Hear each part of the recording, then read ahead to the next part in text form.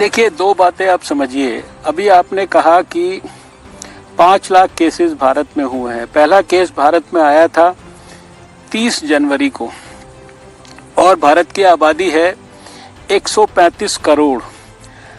इन 5 lakh cases में से भी 3,10,000 केसेस तो ठीक होके घर जा चुके हैं।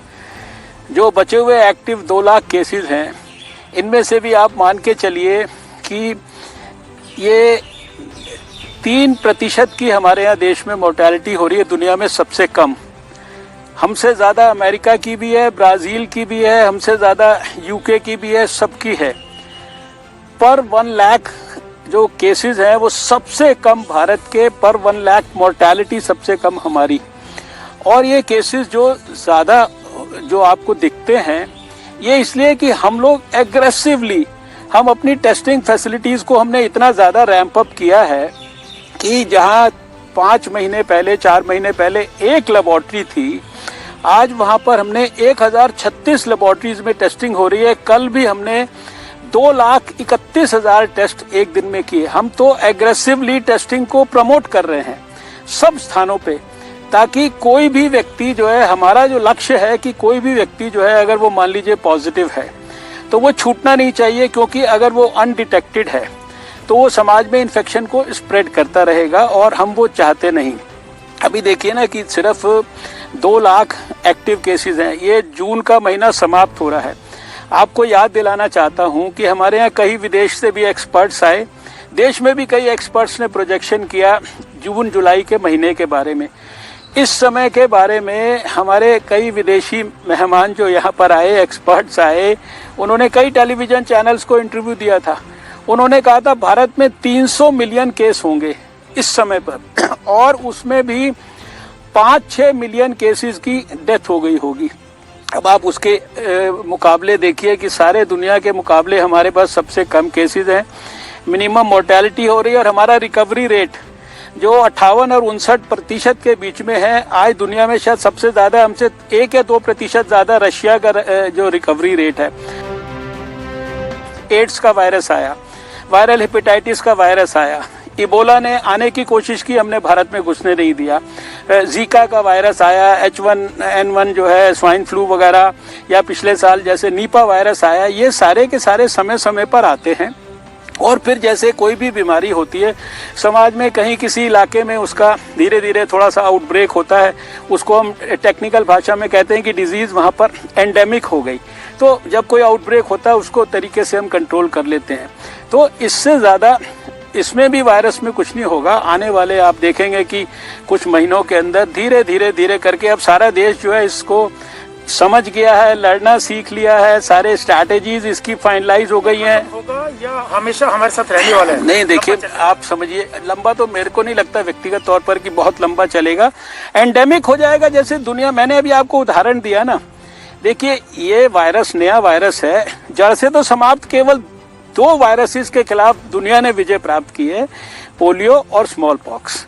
तो बाकी वायरस तो, बाकी जैसे बीमारियां बाकी सब समाज में रहती हैं, वैसे कोरोना वायरस की बीमारी भी रहेगी। जैसे बाकी बीमारियों के खिलाफ लड़ाई होती है, अगर आने वाले समय में इसके खिलाफ और स्पेसिफिक दवाइयां आ जाएंगी, या मान लीजिए और स्पेसिफिक वैक्सीन आ जाएंगी, तो जैसे बाकी बीमारियों के प्रिवेंशन के लिए वैक्सीन लगती हैं या बीमारी होने पे वो पर्टिकुलर दवाई दी जाती है, वैसे कोरोना वायरस के लिए भी दी जाएगी। अब इस कोरोना वायरस का जो स्प्रेड का मैकेनिज्म है, उसके कारण जो है लाइफस्टाइल में कुछ थोड़े से परिवर्तन करने पड़ रहे हैं। जैसे अभी हम आपके साथ इंटरव्यू दे रहे हैं तो हमने दोनों ने मास्क लगाया हुआ है, हमने एक दूरी मेंटेन की हुई है, हमने अभी थोड़ा सा अपने आप को सैनिटाइज किया, मैं भी हाथ वाथ धो के आया, और इसके बाद फिर दोबारा हो सकता है हाथ जाके धोऊंगा। बार बार हम अपने नाक को, कान को, नाक को, आँख को या मुंह को हाथ नहीं लगाते हैं। तो ये थोड़ी सी लाइफस्टाइल का, बेफजूल में कहीं भीड़ नहीं इकट्ठी करेंगे, छोटी गैदरिंग करेंगे, वहाँ भी डिस्टेंस मेंटेन करेंगे, तो इतने ही परिवर्तन होंगे, इससे ज़्यादा नहीं होगा। हम दुनिया में इस समय हर पैरामीटर पर सबसे बेहतर परफॉर्मेंस हमारा है, इसलिए कोई हमें चिंता करने की बात नहीं है। वैक्सीन की खोज के लिए सारी दुनिया काम कर रही है। विश्व स्वास्थ्य संगठन WHO वो एक प्रकार से उन ट्रायल्स को मॉडरेट भी कर रहा है मिलके। भारत के अंदर भी इस समय अगर मैं टोटल गिनती करूं तो शायद 2-2.5 दर्जन जो है वैक्सीन कैंडिडेट्स हैं जो अलग अलग स्तर पे काम कर रहे हैं। इसमें मैं मानता हूं कि 10-12 ऐसे हैं जो थोड़े से ज़्यादा एडवांस स्टेज में हैं। उसमें से भी आधा दर्जन के करीब ऐसे हैं जो अगले 2-3 महीने में क्लिनिकल ट्रायल की स्टेज में चले जाएंगे। दुनिया के अंदर भी कुछ थोड़े से हैं जो क्लिनिकल ट्रायल्स के अंदर चले गए हैं, वरना तो सभी प्री क्लिनिकल ट्रायल में है। वैक्सीन की खोज में सारी दुनिया लगी है, भारत भी लगा है, हमारे वैज्ञानिक भी लगे हैं, हमारा बायोटेक्नोलॉजी डिपार्टमेंट है, ड्रग इंडस्ट्री के अंदर कई लोग हैं, हमारा ICMR है। और हमें विश्वास है कि आने वाले समय में देखिए वैक्सीन जो उसकी खोज होती है वो 1 या 2 दिन के अंदर या महीने 2 महीने या 6 महीने में उसको आप एक्सपेक्ट नहीं कर सकते। लेकिन मुझे लगता है कि अगर सफलता अच्छी क्वालिटी की मिलेगी तो अगले साल तक जो है कोई ना कोई वैक्सीन भी जरूर विकसित होनी चाहिए। भारत इसके प्रयासों में किसी दुनिया के देश से कम नहीं है, ये मैं आपको विश्वास के साथ कह सकता हूँ। साल के अंत में या अगले साल का मतलब बिगिनिंग ऑफ द ईयर? और देखिए ये कोई भी प्रिडिक्ट नहीं कर सकता, जो भी लोग प्रिडिक्ट कर रहे हैं, क्योंकि अभी तो हर चीज़ ट्रायल स्टेज में है। आप जानते हैं कि ट्रायल्स पहले प्री क्लिनिकल ट्रायल्स होते हैं, फिर ह्यूमन ट्रायल्स होते हैं, फिर उसके बाद वैक्सीन अगर सफल हो तो उसके बाद उसके मैन्युफैक्चरिंग की सारी सुविधाएं उपलब्ध की जाती हैं। तो इसका कोई पर्टिकुलर डेट कोई नहीं दे सकता, लेकिन मेरा व्यक्तिगत अनुमान है, जितने मेरे को इस फील्ड की जानकारी है, समझ है, ऐसे साइंस एंड टेक्नोलॉजी मिनिस्टर या ऐसे हेल्थ मिनिस्टर या ऐसे डॉक्टर, तो मुझे नहीं लगता कि अगले साल में भी निश्चित रूप से अगले साल के मिडिल से पहले कोई एक्चुअल में जो रियल वैक्सीन है, हालांकि कुछ एक जो विदेशों में जगह पे 1-2 जगह पे क्लिनिकल ट्रायल्स भी थोड़े से एडवांस स्टेज में हो रहे हैं, लेकिन फिर भी अगले साल से पहले वैक्सीन का उपलब्ध होना मुझे नहीं लगता कि ये संभव होगा। जो बाबा रामदेव जी ने कहा है, अब उनके जो भी उन्होंने कोई ट्रायल्स किए हैं या एक्सपेरिमेंट्स जो भी उन्होंने किए हैं, जिसके आधार पर उन्होंने कहा है, व्यक्तिगत तौर पर मैंने उसका कोई अध्ययन नहीं किया है। और उनकी जो आयुर्वेदिक दवाइयां हैं उनको अध्ययन करने वाला मंत्रालय भी दूसरा मंत्रालय है, आयुष मंत्रालय है। जहाँ तक मुझे जानकारी है, आयुष मंत्रालय जो है उसने बाबा रामदेव से वो सारी जानकारियाँ प्राप्त की हैं, उनके एक्सपर्ट्स उसका विश्लेषण कर रहे हैं और वास्तव में उन्होंने क्या रिसर्च किया या क्या उन्होंने पाया या क्या चीज़ उन्होंने आगे समाज को रिकमेंड करनी है या नहीं करनी है, इसके बारे में जो सबसे अच्छा और एप्रोप्रिएट और परफेक्ट कमेंट है वो आयुष मंत्रालय कर सकता है। और आयुष मंत्रालय इसकी जांच कर रहा है। कर सकते हैं, वो कहते हैं कि बिना अनुमति के वो उन्होंने दवाई लॉन्च की। नहीं, देखिए मैंने कहा ना कि किसी ऐसे विषय पे जिसके ऊपर कमेंट करना, जिसका अध्ययन करना, जिसका इन्वेस्टिगेशन करना या जिसकी जानकारी डिटेल में प्राप्त करना, जो अगर मेरा मैंडेट ही नहीं है, यूनियन हेल्थ मिनिस्ट्री में मेरा मैंडेट नहीं है, वो आयुष मंत्रालय का मैंडेट है। और आपने सबने पढ़ा है, मैंने भी टेलीविज़न पे देखा है कि उन्होंने बाबा रामदेव से डिटेल्स वगैरह प्राप्त करने के लिए प्रयास शुरू किए हैं। अब वो डिटेल्स का अध्ययन करने के बाद जो भी आयुष मंत्रालय उसके संदर्भ में कमेंट करेगा, मेरे हिसाब से देश के लिए वो एग्जैक्ट इन्फॉर्मेशन होगी। देश में अभी जो 86 यानी ये समझिए कि हमारे लगभग 85-86% केसेस 8 स्टेट्स में हैं और जो हमारी देश में सारी जो टोटल जो मोर्टेलिटी हो रही है वो उसका 87% 8 स्टेट्स में है। उसमें मैं समझता हूँ कि जो महाराष्ट्र है, तमिलनाडु है, दिल्ली जो है, ये 3 जो है एक प्रकार से प्रमुख स्टेट्स हैं। दिल्ली के अंदर जो हम लोगों ने कुछ समय पहले महसूस किया कि शायद दिल्ली को और ज़्यादा ध्यान देने की आवश्यकता है। हम तो सारे देश की सब सरकारों को पहले दिन से सारी एडवाइस दे रहे हैं, सारी गाइडलाइंस दे रहे हैं, उनको हम मॉनिटर करते हैं, सबसे हम वीडियो कॉन्फ्रेंसिंग करते हैं, सबसे हमारे अधिकारी वीडियो कॉन्फ्रेंसिंग करते हैं। दिल्ली में तो सारा स्वास्थ्य मंत्रालय भी है और NCDC भी है, हमने पूरा उनको सपोर्ट दिया है सब प्रकार का उनको, चाहे वो वेंटिलेटर्स हो, चाहे PPE किट्स हो, चाहे किसी प्रकार की आर्थिक सहायता, ये सारे काम हम लगातार करते रहे। लेकिन एक स्टेज के बाद हम लोगों ने महसूस किया कि सब कुछ करने के बावजूद भी दिल्ली के अंदर जो है चीज़ें जो है वो दिन प्रतिदिन खराब हो रही हैं। 11 के 11 डिस्ट्रिक्ट्स इन्वॉल्व थे, जो कंटेनमेंट जोन्स हैं उनकी संख्या बढ़ती जा रही थी। तो फिर एक स्टेज के बाद हम लोगों ने विशेषकर होम मिनिस्टर साहब ने भी इसके अंदर जो है पहल की। हम लोगों ने दिल्ली के लोगों को जो है बुलाकर उनके साथ विस्तार से बात की। हमने कहा देखिए ये कोई राजनीति करने का विषय नहीं हो सकता।